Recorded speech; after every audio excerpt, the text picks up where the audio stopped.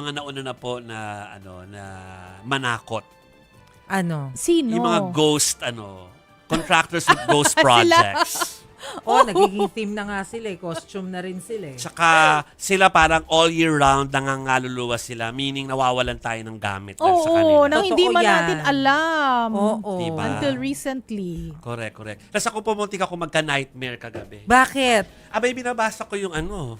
binabasa ko yung ICI report at recommendations para sa ombudsman. Oh. Okay. The details. Oh. The devil is in the details. so ano Sabi nga nakita nila. mo? Pati yun, pang Halloween. The devil, devil is in the details talaga. No, so, grabe po yung mga detalye na, isipin nyo, 2 beses kami nagpalabas dito nung kung ano yung bahay ni Zaldico, diba? Dito, malapit sa atin. Yes. Yung una ay yung tinakpan ng tarpaulin. Yung Aha. puro white. Oo, Tapos ang tinakpan ng ikalawang white. version nun ay nung nakita na may mga truck na naglalabas sa Nalaman, mga oo. Na inilalabas ng pero mga puro gamit. kahon naman yung nilalabas. Oo. Oo. Doon sa report, wala naman pala talaga, ano yung tinakpan ng tarpaulin? Wala naman palang laman talaga yung bahay na yon. Based sa report. Based sa report, oh. Based sa report. Wala talaga laman yung bahay na yun kasi talagang lagayan lang siya ng pera. Oo nga daw. Pwede ba na magkaroon din ako ng, kahit hindi naman Na siya, ganun kalaki kasi from the video. kahit parang siguro ang mali, laki. kahit maliit na unit lang na lagayan ng pera. Pwede ba? Isipin nyo yun, Oo. hindi lang kwarto pa lang lagayan, buong bahay. buong Buong mansyon. bloke. Grabe siya, Buong no? bloke. Diyos ko. Kung ikaw ba naman, billion-billion naman, nakabili ka ba naman ng mga air assets? Ay, oo, naku, issue yung air assets Hindi lang na yan. 3 po yan ha. 3 lang ang nawala dito Correct. sa atin Oo, ngayon. napunta yung sa air Kota assets. Kinabalu. Oo. So yan na nga po, yan ang multo at multo nating lahat ngayon yan at saka yan po ang cause ng ating anxiety at nightmares, yung mga ninakaw po sa atin. Na mas scary. To be fair, gusto natin ilagay yung allegedly kasi ito yung dadaan pa naman sa kaso. No? To be fair lang, pero kahit to be fair lang yan at saka allegedly, masakit na po sa bulsa namin yan. Naman. Masakit isipin. Isipin Correct. lang. Masakit sa Oo. puso. So sige, Oo. puntahan natin si Arles para lalo pang sumakit ang inyong mga puso at Grabe nadamdamin naman na to. sa mga nalaman natin mula sa investigasyon ng ICI so far. Kasi hindi pa naman tapos. So, Arles, takutin mo nga kami. Takutin mo nga kami.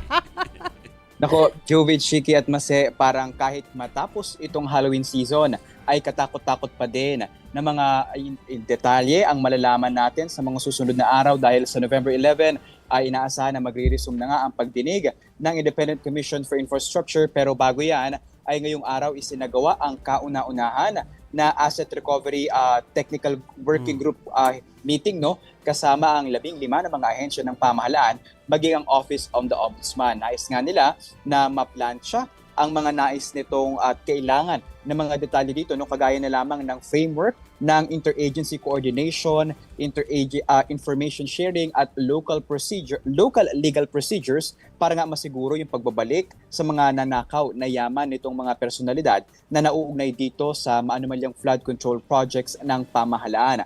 Sa kanyang opening statement ay binanggit na agad ni ICI Chairperson Andres Reyes Jr. na ito daw ay nangangailangan talaga ng total government approach. So sa pamamagitan daw ng iba't ibang mga sangay ng pamahalaan, hangad nga na mas mapabilis yung pagbabalik ng yaman ng taong bayan. Isa sa mga nakikita dyan ay yung paggamit nga ng RA 1379 o ang Civil Forfeiture Law kung saan titignan daw ng pamahalaan o ng ICI at ng mga kasama nito, no, sa technical working group ang yaman ng mga personalidad na nauugnay dito sa iskandalo na ito at kung yung kanilang kinikita ay hindi sumasapat o tumutugma para mag-ari ng ilang mga mamahalin at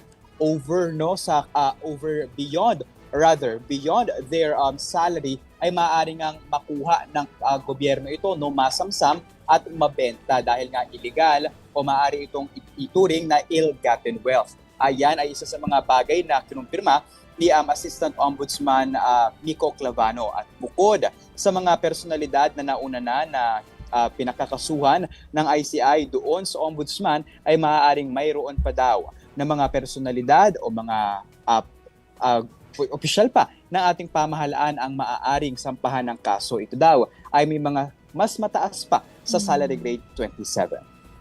Okay. So, ano na to? Usapan na to ng... So, para klaro lang, Arles, kasi parang sinasabi wala talagang walang masadong ipin daw o Ang walang ICI. pangkagat ang ICI.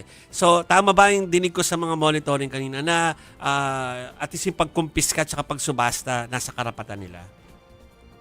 Nasa karapatan nila yon, Jovi, no? Kagaya na lamang noong Bureau of Customs kung saan sinabi nga no na yung 30 na mga sasakyan ng mga diskaya na ngayon ay nasa kanilang pangangalaga, yung 13 doon ay tinitignan na kung posible na nga bang maisubasta. Pero 7 pa lamang yung kumpiyansa ang BOC na maisusubasta na. So kasama dyan yung iconic na Rolls-Royce Cullinan na binili nga raw nito ni Sara Diskaya dahil sa payong nito. So yung 6 na yon, yung 7 na yun rather, ay nagbigay na parang voluntary forfeiture na ang ginawa nitong mag-asawang Diskaya at hindi na raw nila i-contest yung kanilang pag-aari dito dahil sa kawalan ng certificate of payment at import entry. Ngayon naman, yung 13, di ba, yung gusto isubasta, yung 7, kumpiyansa na, and then yung 6 na natitira pa, ayun daw ay sinisilip pa at may proseso pa na pinagdadaanan dahil kino-contest naman ng mga Diskaya kung maaari pa nila either bayaran yung kanilang mga danyos o maaari pa ba na maibalik ito sa kanila dahil pinambili nga raw nila ang kanilang pera dito sa mga luxury cars na ito.